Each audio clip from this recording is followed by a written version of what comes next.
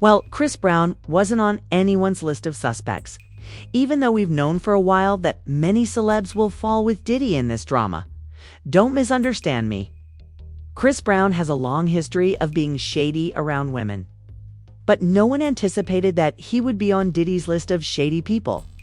And now, the streets are claiming that Chris is linked to Diddy because of his 2009 incident with Rihanna. There's a lot of crazy going on here, and it looks like we're never going to learn the truth about Diddy's lengthy list of accusations. So does this mean that Diddy assisted Chris in hiding the incident? And did he actually attempt to assist Jay-Z in sexing Rihanna? Let's break this down. I realize that the idea of Diddy and Chris Brown working together is shocking, but in retrospect, I suppose we should have recognized the warning signs. For instance, in 2009, the industry as a whole turned its back on Chris after he dumped Pauls and Rihanna. Not only did Diddy stand 10 toes down behind Chris, but he also placed pressure on Rihanna to forgive and even accept him back after Chris had put her on hold. He wasn't ashamed to admit this because he said it on Ellen.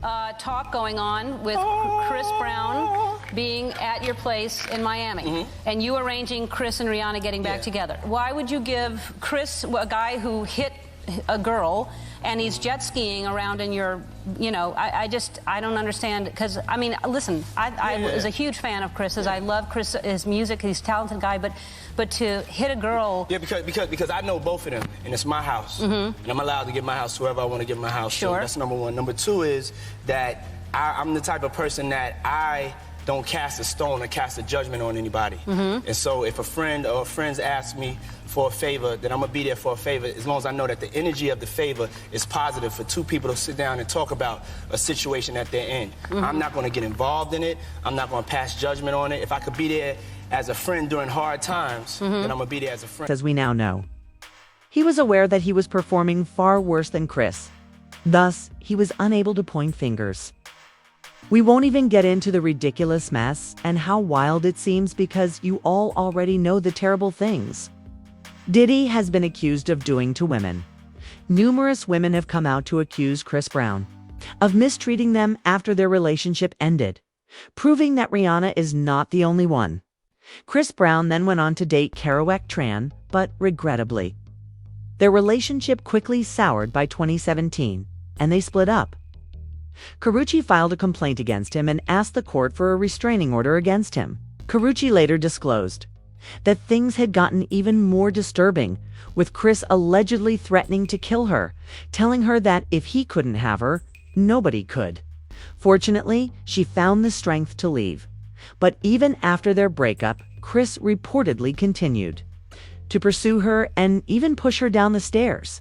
Karrueche claimed that Chris had once punched her in the stomach, and in another incident he had pushed her down the stairs, pursued her pals, which ultimately led her to request a restraining order.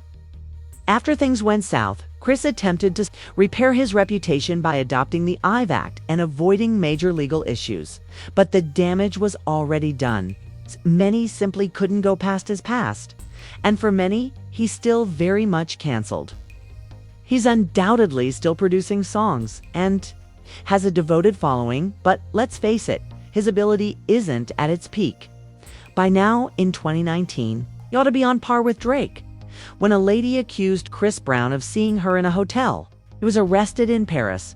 He and his team denied any involvement, claiming the incident was a setup and that he was being unfairly singled out. And then in 2021, his name made headlines once more for allegedly hitting a woman in the San Fernando Valley. According to TMZ, the woman said he slapped her so hard that her weave came off. Fortunately, she was not seriously hurt, but Chris managed to leave without being arrested again.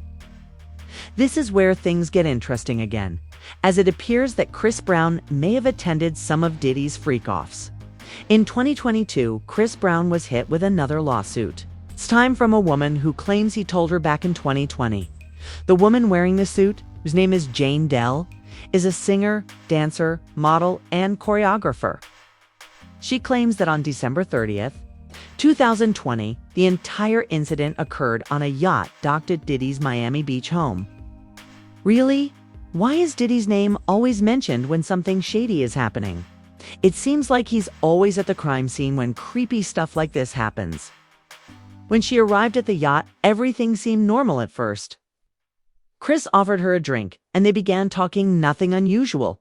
But it quickly took a frightening turn, she said, started feeling really queasy, like she was falling asleep and waking up in the middle of the night. And she started to suspect that her drink had been tampered with. She says that while she was in the day state, Chris took her to a bedroom and closed the door. She refused, but he allegedly kissed her and said, "What made it worse?" The following day, he allegedly hit her like nothing had happened and told her to take a Plan B pill, which she did. She ended up suing him for emotional distress. And for anyone wondering why she didn't come forward right away, her lawyers claimed that she was in medical school at the time, embarrassed and overwhelmed. Chris denied the accusations on Instagram stories. He also wrote, "I hope y'all see this pattern of cap. Whenever I'm releasing new music or projects, they try to pull some real BS, along with a picture of himself wearing a pile of caps, essentially suggesting that the case was all cap." Everyone was surprised.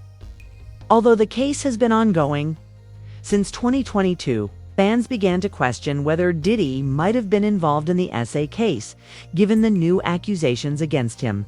This is especially true considering Diddy's usual tactic seems to be spiking drinks. But it's not the only thing that links Chris to Diddy. Chris Brown shared a story a few years ago that caused a lot of people to take notice when he claimed that Diddy once tried to make a move on him. The part that really shocked people was that Chris said he was only 12 years old at the time. Yes, it's not exactly something you just brush off, but fans believe that's when Chris and Diddy first became involved. The funniest part, like, a lot of people don't know, Diddy turned me down. I was 12 years watch old. this. Like, man, Let's it was a blessing, you went though. to see him. Yeah. Was Yeah. you dance? It was strange.